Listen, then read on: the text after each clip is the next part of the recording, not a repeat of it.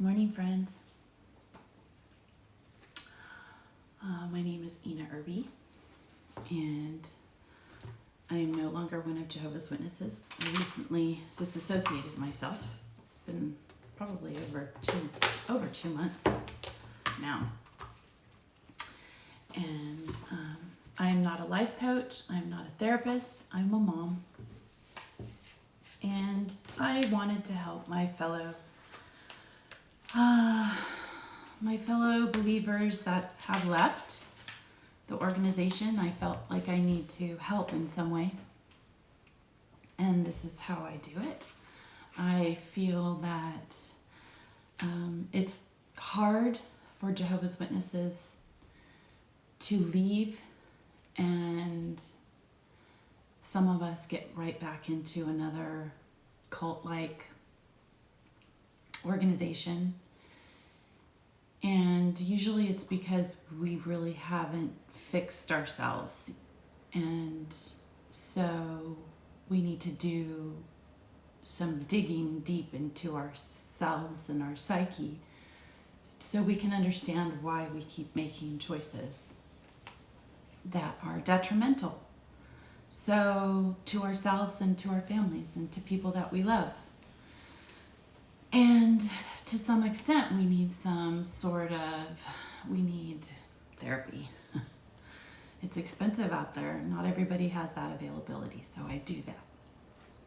I share my journey, hoping to help someone else who is alone or suffering or feels captive in a slave-like state by an organization, or maybe you feel like that in your family.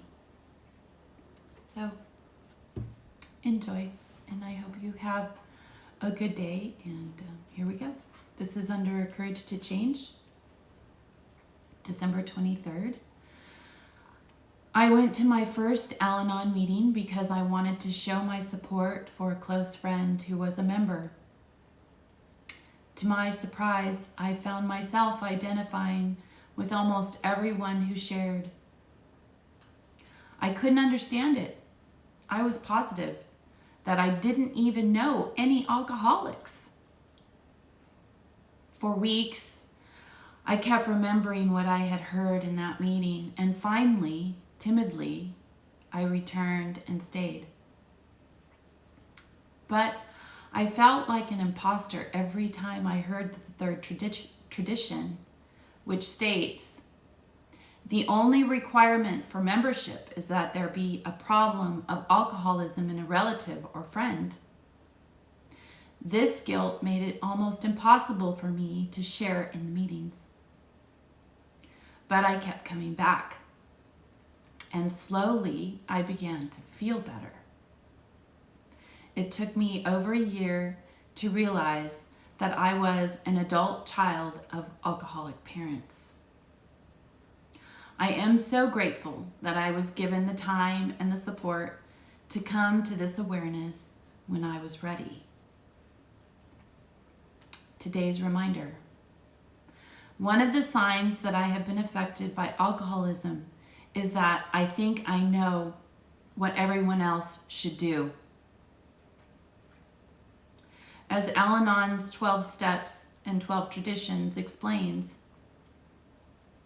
Tradition 3 speaks directly to those of us, quote, who mistakenly feel a newcomer should be rejected when, actually, he or she does meet the condition for membership, end quote. I must decide for myself whether I fit the requirement for Al-Anon membership. I will extend the same courtesy to others. Again, you don't have to be an alcoholic or have an alcoholic in your family to use some of the same tools to help you understand where you are.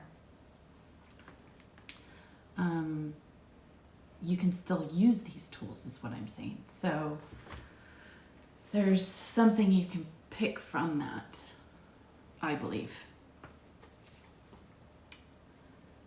Affirmations for an Inner Child. I like this book. I think a lot of people, I hope a lot of people like this book. December 23rd. It's under Tears.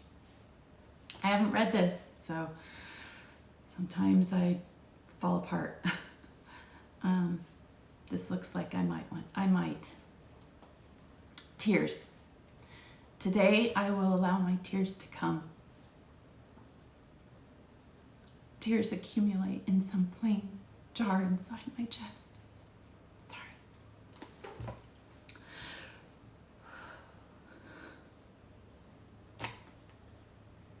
I didn't get Kleenex.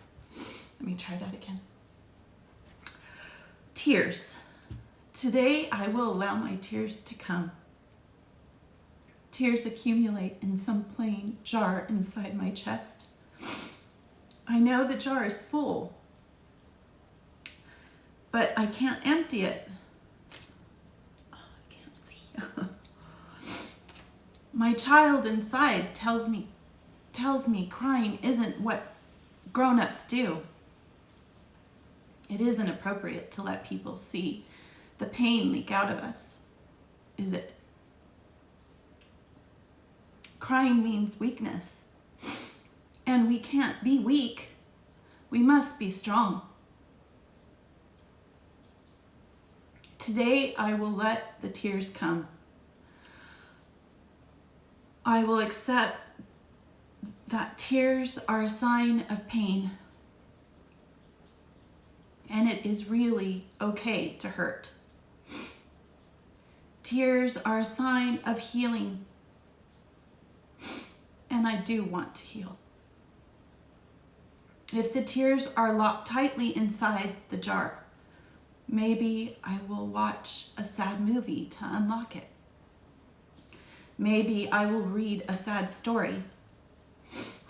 Or perhaps I will allow myself to remember that awful day when. I won't stop the tears. I will let them stop themselves. Cleansed and refreshed, I am ready to begin a new day. I hope this helps you on your journey. I hope you can get something out of that. Enjoy your tears. Follow your bliss and be good.